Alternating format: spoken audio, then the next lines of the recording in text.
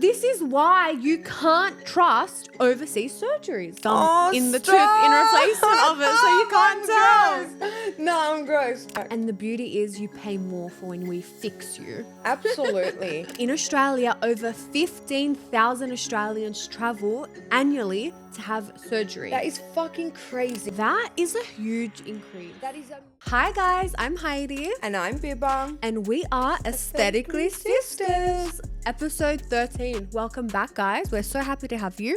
I'm so happy to be back.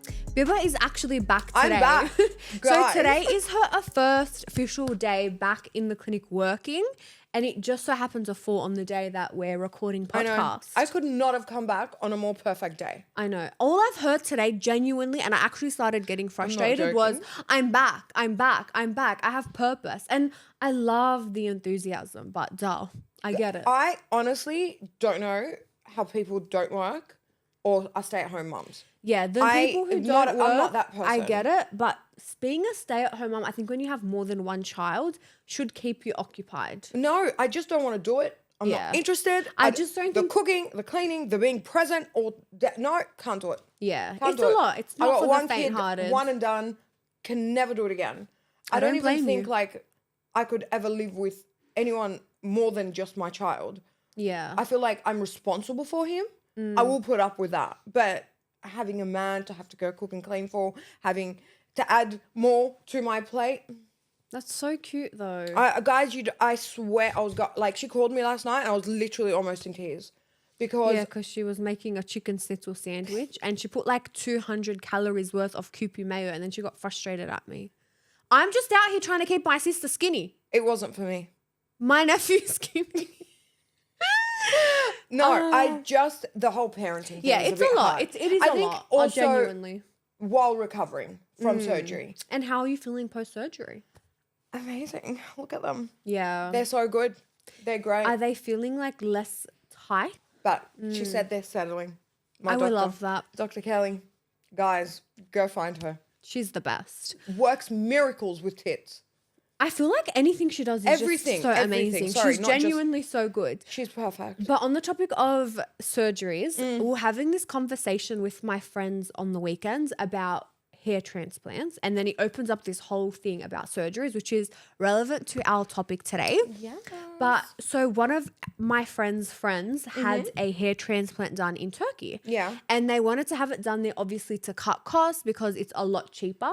So when you work out your flight, accommodation, procedure, and then having a vacation, which you're not really because you're recovering, it was nearly half the price of having a hair transplant done here. Now I had the transplant done, came back. Obviously, you look a bit funny because like the hair's like straight and whatnot. And then he actually lost all the hair that they had planted. And he went to do another hair transplant and they said that they couldn't because the way that they put the hair in damaged the hair follicle. So he would not get any hair growth. It was a botched job. But then I'm just like, this is why you can't trust overseas surgeries. And I'm just so glad we're talking about this today, guys. It's because actually wild. It's getting mad. And of course, we only come to you guys with the facts. Yes, and we do. Did you know that in Australia, over 15,000 Australians travel annually to have surgery? That is fucking crazy. It's a really big number. That is a huge number. Like they didn't specify on how many of that is cosmetic, but I'm assuming nearly all of it would be. Yeah, most of it. Because like dental, like veneers and stuff, I would classify that cosmetic. Yeah, it's all aesthetic. And I'm just like, it's actually wild. It is. And I get that it's expensive here, but it's expensive for good reason. You get what you pay for. 100%. And the misconception that it's going to cost you less, cheap will cost you more. 100%. Okay, and don't be fooled. We don't even do surgery here, but that applies in any aesthetic industry, I feel. Because...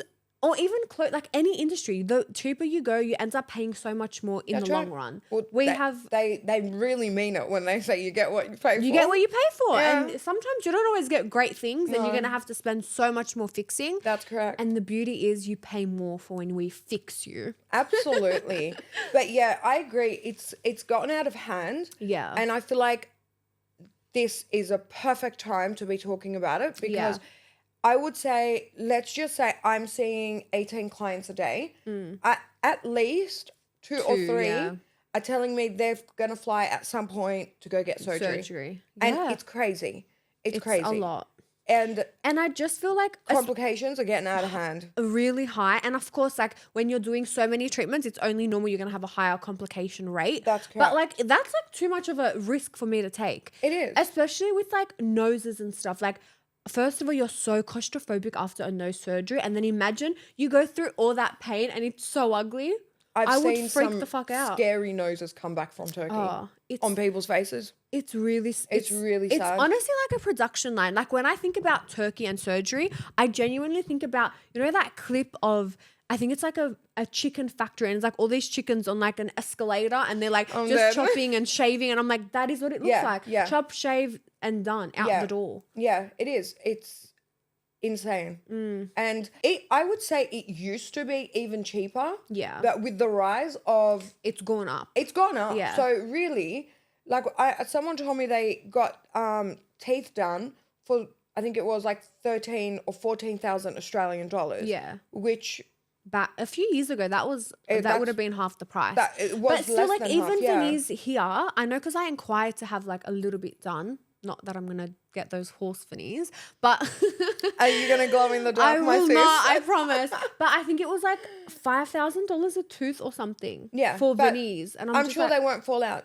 No, they won't. And if they do, I can go back to him and he'll fix it. I've seen some. We have someone we know who had their teeth done overseas, and to cut costs, cheap bitch, and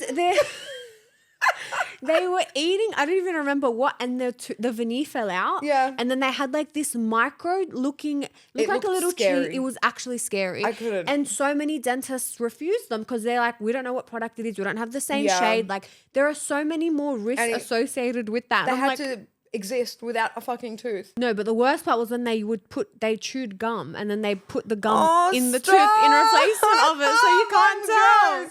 No, I'm gross. I couldn't. No. I'm just like, I would rather just pay. Yeah. Or like just not have it the fuck done. It's not agree. that deep. No, I agree. I exactly. And things are just progressively getting worse. Worse, totally. Okay, I think there's been a 38% increase in corrective surgery. That is wild. People that are going overseas, especially Turkey, to get surgery. In Australia, guys, 38% in just the last 3 years. That is a huge increase. That is a massive increase. And do you know how much this all costs? So you end up paying triple what you originally paid. Exactly. Because you need to, and it's so scary because no one's just available. No surgeon's just available at any given moment for them to be like, yeah, no worries, come in. Many surgeons are booked back to back. Exactly. They're not going to clear their schedule for to treat someone that isn't their work. It's not their patient. It's not their work. It's not their fuck up. And they don't want that responsibility. Yeah. And then you go to the emergency room. And you're sitting there for 5 hours, you'll die like silicone poisoning before they address you. I swear to God. Or sepsis or something. And it's emergency. No one is specialized in fucking anything in that department, and we all know that. Yeah. So by the time they find someone to address you or correct you or you're gone. You're done. Is a problem. Yeah. Like and emergency waits again longer and longer by the day. That I don't understand. My mum got high blood. Our mum got high blood. Yeah, high blood pressure the other day, and my GP said to her, "You got to go to the ER." And I was like, "Oh no, please! Like, I don't want to go and spend my day there." But I took her. Got to do it. We were there for 7 fucking hours. Yeah. Do you think they even checked her blood pressure once?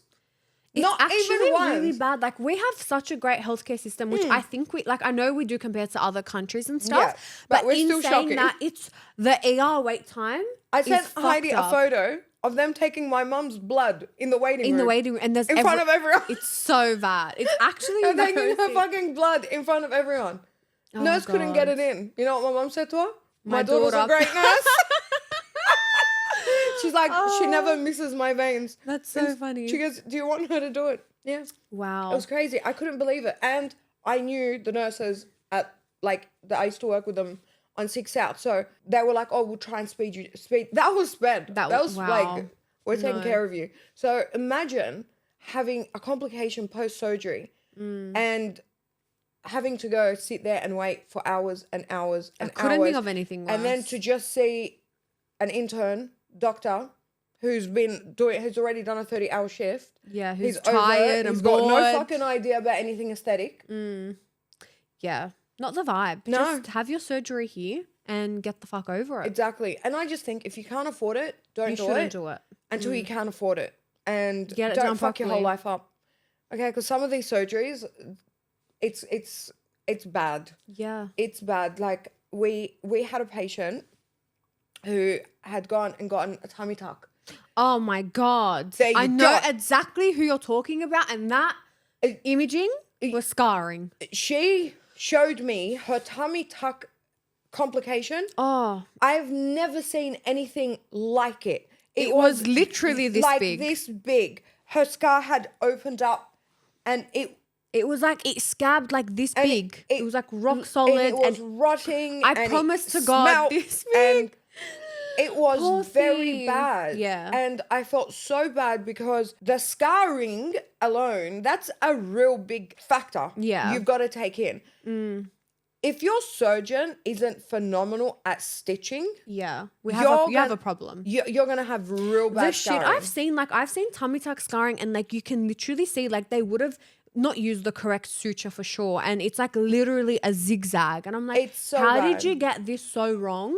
And then for you to want to get rid of that scar is going to cost you so much more. Yep. Where with our surgeon, like I know when I had my breast reduction, I don't really care about my scarring anyway. Some people do care a lot about their scarring. I couldn't care less. I couldn't But either.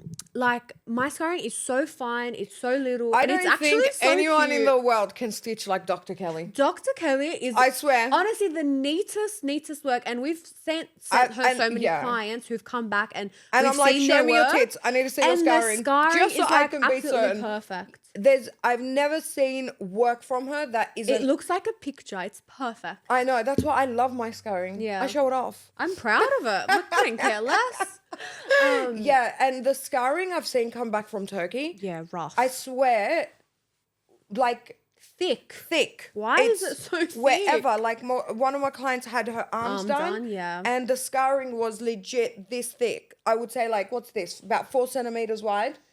And the I'd thigh rather tuck, just have when they loose do skin. the thigh tuck, and there's this much scarring down. I'm just like, I how can't do is that. that better than the actual problem you had to start with? Yeah. That I is guess it. everyone has their own insecurities Yeah. and we just won't know. But like, I can't imagine it being any more comfortable than loose skin. I personally. agree. And then poor thing, they're coming and they're spending how much to try and correct the scarring, lift the pigment off the scarring. It's just gotten. I think with having surgery overseas, there are so many things to consider. Yes. I think the first thing to consider is like, are you having a proper consultation? Well, the exactly. consultation with any aesthetic procedure or any medical procedure is so important. Yeah. Actually understanding what you're having done, how the procedure works, what's the aftercare like, that. How much time are they actually spending in with you surgery, like in what are surgery they or taking before out, what are they surgery? putting in, like that, and is so important. And so many times, like when I hear about people who are having surgeries done overseas, it's like, have you spoken with your doctor? Yeah, I just spoke with the reception team. When I get there, I see him the day before and then I do the surgery the next day. And I'm like, sorry? There's, I could not. I could name a whole list of things that could go wrong just by having a Skype consultation, let alone seeing them when you've already flown 27 hours to get. What if you get there and you're like, oh, I don't get a good vibe? Like, what do you do You're then? stuck.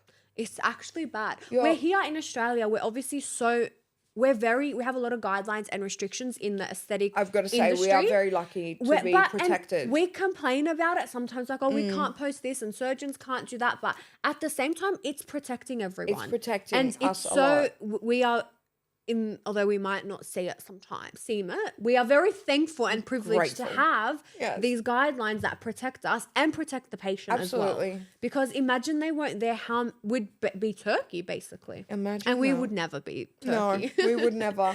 We would never. But even Dubai's getting bad, and a lot of nonsense is coming out of there as well because they're not regulated as we are. I think even the UK, I think now they're starting to get a little bit more regulation, but anywhere where there isn't regulation, you can be anyone and perform some sort of treatment. You could be a GP doing plastics, like who knows? Yeah. It's really sad. It's really, and going back to what you were saying, recommendations is actually do research your doctor. Yeah. Actually know like what they've studied, where they've studied, what they've achieved, because anyone could just say they're anyone. Yeah, 100%. Like anyone could be anyone online. Yeah. And it's not hard. It's not hard. And when we're talking to people and they're saying they're going to get surgeries with these doctors, they half the time can't even pronounce the fucking doctor's name. Yeah, yeah. Let alone know like what he's got like, I don't know, 50,000 followers. When people come and talk about their 50,000 followers right now, but I don't. That's not the important part. Yeah. It's really not. It's like what credentials they have. Yes. Their knowledge, their experience. Exactly. And how they will rectify any complications. I think like complications and aftercare is really something that should be considered so much. 100%. And isn't. Because if something did go wrong, how are they going to fix it? Yeah. What is the warranty like? Absolutely. You know, so often when I speak to people that have gone to Turkey, their doctors or surgeons do not put them on Clexane or some blood thinner or something for their flight home. Oh my God. Yeah. So you're going to get a blood clot on your flight home, and then who's going to help you when you're in the flight? Yeah. When you land in Sydney, straight to St. George Hospital, and you wait for 8 hours before there's an intern that's going to give it a shot. That's really sad. Yeah. It's actually really sad. It's actually crazy. We even heard, well, Bibba was telling me this story. Oh my God, you guys. No, stop. This story. Hold on. Let me have a sip of this. Have a sip of coffee. It's actually crazy. I shared it with my friends on the weekend and they were like, what? I was speaking to a doctor, a friend of mine, and there has been 2 reported cases in Australia, Sydney, where 2 patients have gone to Turkey to have tummy tucks and have come back with 1 fucking kidney. That 1 kidney. That is the perfect fucking crime, because they're opening them up. No one really checks what's going on. Like, oh, I'm in pain. Yeah, that's normal. That's from your tummy tuck. So it's a perfect crime. You're in pain. It's justified by the tummy tuck. No one's going to really search for their second fucking kidney. That is actually fucked up. And the only way it was found out was because those 2 patients ended up in emergency and with complications and had to go get scans done. And they were like, why do you have 1 kidney? Have you always had 1 kidney? Even if you had some sort of kidney disease or disorder or you needed to get a kidney replacement, they never take out your kidney. They add a kidney in there. Move it to the side. I've seen it happen, guys, in surgery. Like, it's wild. But, like, what the fuck? It's perfect And crime. did you know that kidneys sell for, like, $50,000 on the black market? So, it's that surgeon that is stealing kidneys, or a bunch of them out there. Oh, my God. That are stealing... That 1 client for them not only made them, let's just say they charged them 10 grand for a tummy tuck, but then also made, like you just said, $50,000 by selling their fucking kidney. That is the perfect crime. Easily unnoticed. It's so unethical in every single way. So fucked up. It's just, I could not understand when it costs less, there's a reason. Yeah, 100%. There's always going to be a reason. Yeah. And it's going to cost you more from your bank and your fucking body and your organs. Oh my God. Yeah, I think that's insane. Imagine that. Yeah, no. I'm done. Medical industry is it's very unregulated overseas and completely unethical. These things are happening. Very unethical. Absolutely. And I feel bad for the boys that need a hair transplant. But our videographer was just asking us, he had seen on TikTok, and I've seen the video too, there's a whole plane of boys coming back from Turkey, and they've all had like a hair transplant. Yeah. I think, like, isn't the air pressure going to swell your brain and head even more? 100%. That freaks me out, firstly. And secondly, like, as I just started with the podcast, like, if it doesn't work, what a waste of time, effort, and energy. I can't believe that, your friend. That story is wild. Really sad. It's still playing on my mind. And he's only 22, and I think he's like fully bald now. It's really sad. Oh my God. And there's imagine paying for like that to be rectified. Like, you're paying and you're like, all right, that's fine, I'm going to do it. I'm still young, do a hair transplant now. came back, even did the PRP that they had recommended him to strengthen the follicle, and nothing worked. Wow. I know my boyfriend is interested in having a hair transplant done, but he'll do it here, like, for sure. He's the most literal, needs evidence, needs scientific facts before he does anything. So he will definitely have it done here. He actually is like that. He is. He was over on Saturday and he wanted to have a conversation with me, and he said, Heidi, go get me a pen and paper. Yeah, he has just to document. He needs it. And, but not just that, like, if I... They are a match made in fucking heaven, in organised heaven. A few weeks ago, he was sick, and I was like to him, take this pill. It's cortisone. Like, just a normal cortisone tablet. Steroid speeds you the hell up and gets you back feeling better. And then I was like, here, I'll take it. And he's like, what is it? And I told him, and he's like, what's it going to do for me? And I told him, and then he's like, I need to ask ChatGPT. Mind you, he has a paid prescription with ChatGPT. Does he actually? She actually flirts with him. Like, the other day, I actually got jealous. I was like, sorry, I'm not joking, $30 a month. And he asked it to do something for him. And she's like, no worries, go enjoy your shower. I'll be here waiting for you when you're done and have... I'm like, what? Sends him good night messages. Like, AI is full onto my boyfriend. Sends him fucking good night messages. Good night, sweet dreams. I'll speak to you tomorrow. Like I'm like, she's actually your girlfriend. Her. She's moving in on your boyfriend. It's bad, but she's helping him get through uni, so it's... So we'll keep her around till then. But I'm just like, yeah, anyway, so he's very literal, so he'll definitely be doing his surgery here. But, yeah. Ashley and Martin? What's that? The number one Australian hair transplant. Oh, totally. That's where he'll be. Yeah. No, I know he's already inquired, but we'll see. We're currently doing a hair treatment or restoration treatment for him in clinic. So hopefully he doesn't need a hair transplant. But he has really horrible genetics with the hair. Do they all have like... Him and his brother, like the one that looks like him does. I don't know if he wants me to disclose his name. But well, you just gave out he's a triplet.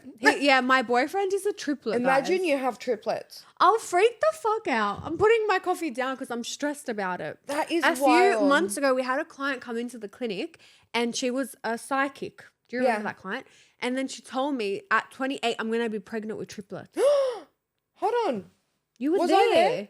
This was not a few months. This was like a year ago now. Oh, okay. Sure. You remember? You were literally right there. Okay. Then I was... Oh. Yeah. Yes. Okay. So if I have triplets at 28, I'm retiring. Babe, 100%. You're going to have 3 fucking children to run around and feed and like, breastfeed. My sister doesn't like children, so what the fuck am I going to do? I will do everything in my life to make sure I find you the perfect nanny. But yeah, if I have to, I'll actually freak out. I wouldn't mind twins, but like triplets is a lot. No, I used to think I wanted twins. And I swear to God, I knew God knew what he was doing. When I felt pregnant, I was like, God, please make it twins just so I don't ever have to fall pregnant again and have another kid. Bro, when I found out it was one, I was devastated. I was like, no, I'm so mad. Do you remember? I was so upset. I was choked up. I couldn't understand. I'm like, why would God do that to me? Why would he do that to me? God would done nothing. He done me a favor. Yeah, he knew. I just don't think Biba would at being a parent more than one one kid. She could not have 2 children. She barely copes with one. I love him to death. He's my best mate, but we ain't doing this. Son, mum. Imagine I had a daughter with my attitude or your attitude. I have no attitude. You're right. What? You're right. You don't. You have attitude, not me. So rude. Do you think I have attitude? See? It's still going. It's still going. I didn't even say anything. But yeah, no, that'll be insane. I will come help you. 28. So how many years away is that? 3? Oh my God. I'm 20, turning 25 this year. I'm so fucking old. No, I'm not going to have triplets. I don't want to have kids until I'm 30. You can't help it. If God makes you fall pregnant with 3 children, that's what's going to happen. I just, like, if I do, I don't want it to be, like, all boys or all girls. Like, I want mixed genders. Don't you get mixed genders with those packages? He's got all 3 boys. Yeah, but, like, do they come in mixed genders? Surely. Yeah.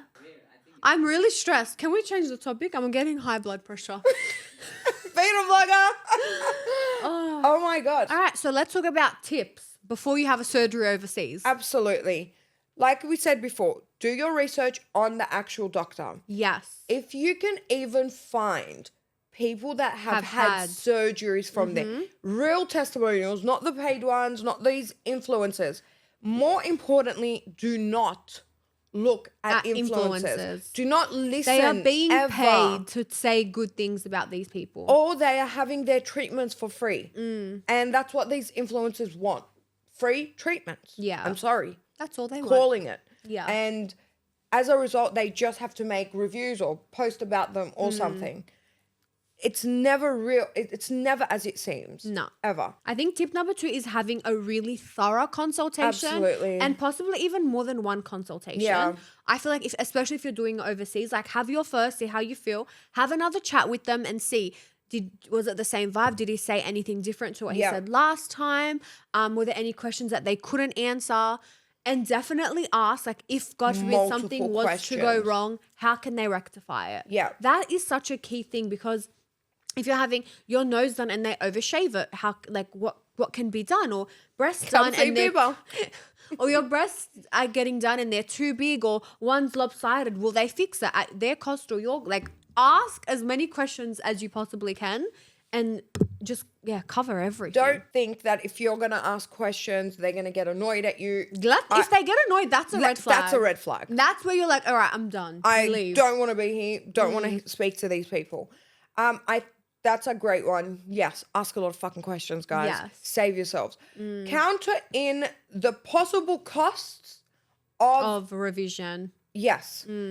Surgeries that might need to take place afterwards in your own country. Yeah. Because if you don't have the money for that, you're going to have to get a medical loan. Yes. I actually couldn't think of anything worse than having a surgery and not being happy with it and being stuck with it. And exactly. That is actually my biggest fear, because I'm so self-conscious. I think I'll just lock myself up in a room. Absolutely. Imagine me with like a botched boob.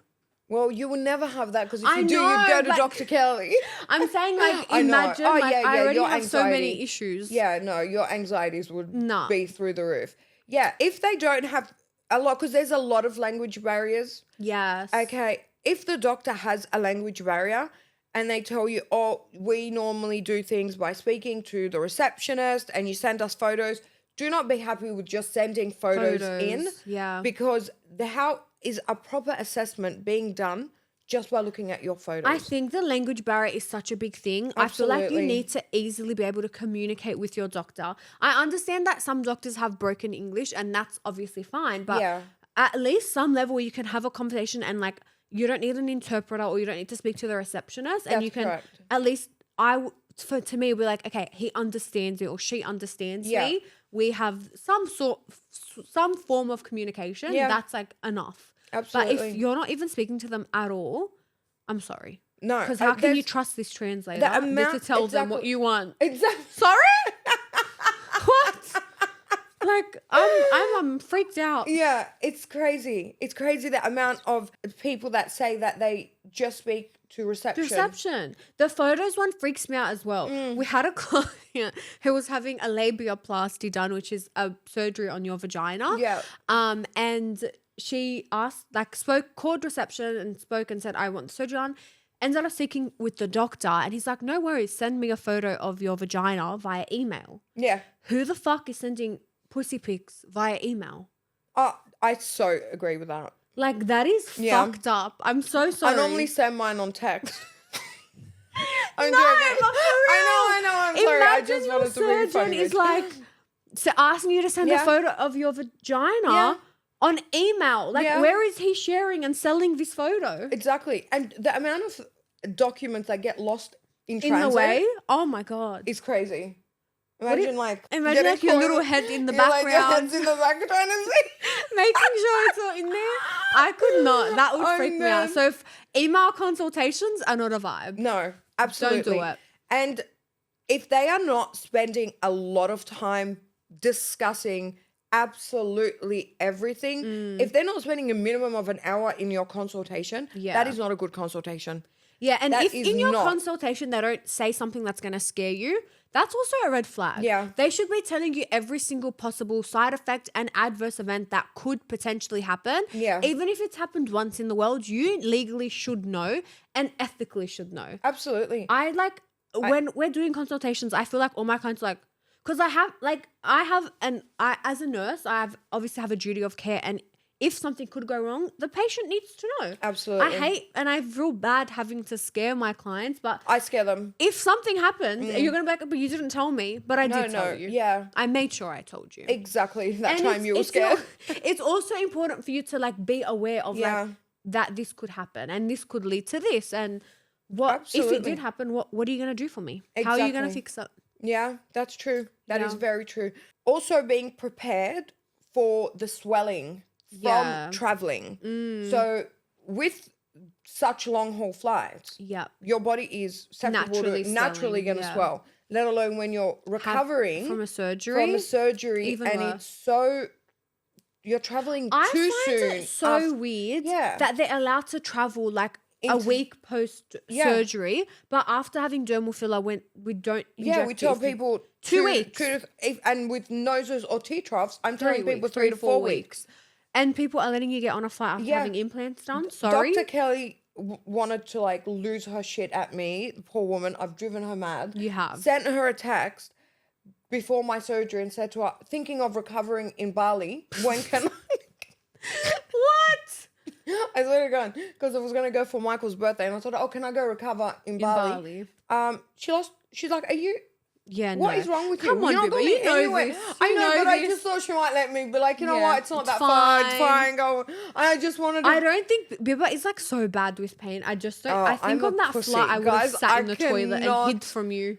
I'm the worst with pain. She is, and she complains about me. I don't complain about you. I've never ever complained about you. You do. I never complain about you because I admit I am the worst. I'm a pussy. I cannot handle any discomfort or pain. She actually or any inconvenience in my life. And considering you've had that many surgeries, I don't know how you've had them done. I don't either. I actually don't either. That's wild. Isn't that crazy? And I told Heidi today I'm getting a facelift. Well, I don't understand. And I told her I want to take my ribs out. I think it's my fault. I told her she needed a facial and then she got like stressed and she's like, I'm just going to get a facelift. And I'm like, what? You need a facial. Oh my God, I know. It's funny. Been parenting for 2 weeks. I can't do it. Yeah, it's not for the faint-hearted. It's not I'm a faint-hearted girl. Couldn't ever be a stay-at-home mum for sure. I don't know. Even with triplets, like one to this grandma, one to that grandma, one to Bibba. I'm I'll get us a nanny. One to the nanny. Yeah, bring her. And I'm gonna have your daughter. I said, bring her. Do you think a daughter? I'm so scared I'm gonna have like either 3 girls or 3 boys. Yeah, no, we're gonna mix it up. I need a mix. I'm so stressed about this. Guys, we need to find a way. We're gonna find a way for hiding. I've done research. Yeah. Should I share it? Actually, may as well. Okay. Well, so this is not surgical. How we're ending. So apparently, if you want to have a baby boy, the male needs to sleep on the right side of the bed. And when you're before starting sexual intercourse or as you're sliding, he gets on top of you from the right side. Jeez. And when you're having sexual intercourse, the female or female shouldn't be extremely like horny or like. How can you control that? Where do you fucking put a seal on that shit? No, but like apparently when you've like orgasmed multiple times or something, it increases the likeliness of having a girl. But when you're just how does that happen? Because isn't the man the one with the seed? So why I don't know. Is my horniness gonna be in a I don't know. So apparently when you're factor. like if the woman is like orgasms multiple times or like is really enjoying it or whatever, it's more likely to be a girl because I think it's the pheromone. I don't remember the exact hormone is higher. So it attracts the female sperm, where it's opposite when you're having a boy. Apparently like you're just like, you know, those like quickies that married people talk about. Yes, that's how I made my son. You're just like, all right, go, whatever. I want to sleep. Mm-hmm. That's when the boy comes because it's just like he's a shark. Boys swim faster. Do they? Yeah. So yeah, I don't know. How did we make it? We must have been swimming with a slow pack. Literally, I don't know. But apparently, I don't know. It hasn't been tested. I don't know anyone that's tried it yet. I can probably the quickie thing. But it makes sense. And then I know like people, I don't know. I just don't know because I feel like sometimes it'll work or sometimes it's a fucking 1 in 2 chance. Like, come on, guys. I know. Is it really science backed? I wouldn't know. Where'd you get your information from? There was these doctors talking about it. I'm being serious. No, the other night I was it. stressed. And I was like, I can't have 3 daughters or 3 sons. Wow. I really want like a daughter and I want a son. I think you can I think whatever we have, I'll be so grateful and blessed as long as they're healthy. Yeah. But yeah, it's been on my mind. Guys, she's not engaged yet. I know. And she's stressing about her future kids. It's okay. I love it. Well, this has been fun. I hope this has been able to be insightful. Yeah, I hope you learned about surgeries and how to have a boy or girl. And your quickies are going to get you boys. Yeah. So if you want a boy, have a quickie. Stop enjoying it so much. I'm joking. Stop being so horny and having so many orgasms. All right. Well, we'll wrap it up here, guys. Thank you so much for tuning in. And do send us a DM. Leave us a comment. If you have any questions or want to know more about surgeries overseas and why you shouldn't do them, because costing less is going to cost you more in the long run. Amen. So stick to your own country. And wherever you're watching this podcast, please ensure that you are following us or subscribed and leave a comment. And make sure wherever you're watching this, guys, to ensure that you are following us or subscribed and leave us a like and comment. Thank you so much for tuning in. Bye.